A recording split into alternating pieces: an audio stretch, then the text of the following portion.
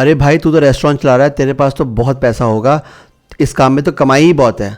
ऐसी बातें आपने बहुत से लोगों से सुनी होगी। इसी के ऊपर हम बात करने वाले हैं कि होटल इंडस्ट्री में क्या मार्जिन्स हैं और आपको कैसा किस तरीके से आपको प्रॉफिट होता है। तो आइए मैं आपको अपने ही रेस्टोरेंट चाइनीज़ बाइट का एक एग्जांपल लेके दिखाता हूँ। आज हम एक ऑनलाइन प्लेटफॉर्म से ऑर्डर करने वाले हैं चिकन स्टीम मोमो, जो कि दिखा रहे 325 रुपये के। अब 325 रुपये के हमने जब ऑर्डर करने लगे तो हमें 125 रुपये का डिस्काउंट मिल रहा है, तो जो हमारे 325 के मोमोज़ बन गए 200 रुपये के। अब 200 रुपये के ऊपर हम लोगों को कमीशन पे करना होता है। कमीशन इसलिए क्योंकि जो खाना है वो कस्टमर तक पहुंचता है, एज वेल एज जो मार्केटिंग वगैरह भी हमारी देखते हैं। तो अप्रॉक्सीमेटली 35% का हम लेके चलते हैं कि वो हमसे कमीशन लेते हैं। तो 200 रुपये में 35% अगर मैं करता हूँ तो हमारे हाथ में आते हैं 130 रुपये। उस 130 रुपये में से जो मोमोज़ हमें कस्टमर को देने हैं उसकी कॉस्टिंग की बात कर लेते हैं। लगभग 60 रुपये की कॉस्ट मोमोज़ की आती है।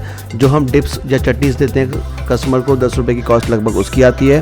एज वेल एज जो हम पैकेजिंग करके देते हैं कस्टमर को, आउटर पैकेजिंग, बॉक्स वगैरह और जो कटलरी वगैरह होती है, 15 रुपये की कॉस्ट अप्रॉक्सीमेटली उसकी होती है।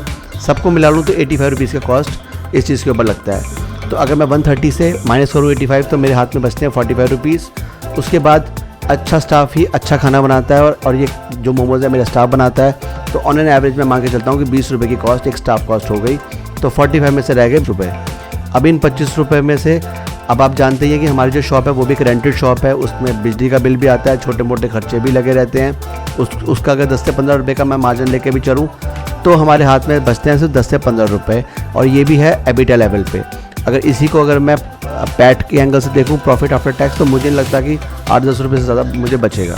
और ये जो सिनेरियो मैंने आपके लिए ऑनलाइन का लिया है। अगर आप किसी हाई स्ट्रीट पे आपकी एक शॉप है या फिर आपने किसी मॉल में खोली हुई है और आपकी एक नॉमिनल सी सेल होती है, तो ये एग्जांपल सेम टू सेम आपके लिए भी सेम रहेगा। तो आप बताइए कि आपका क्या मत है इसके ऊपर और आप क्या कहना चाहते हैं इस बारे में। Thank you.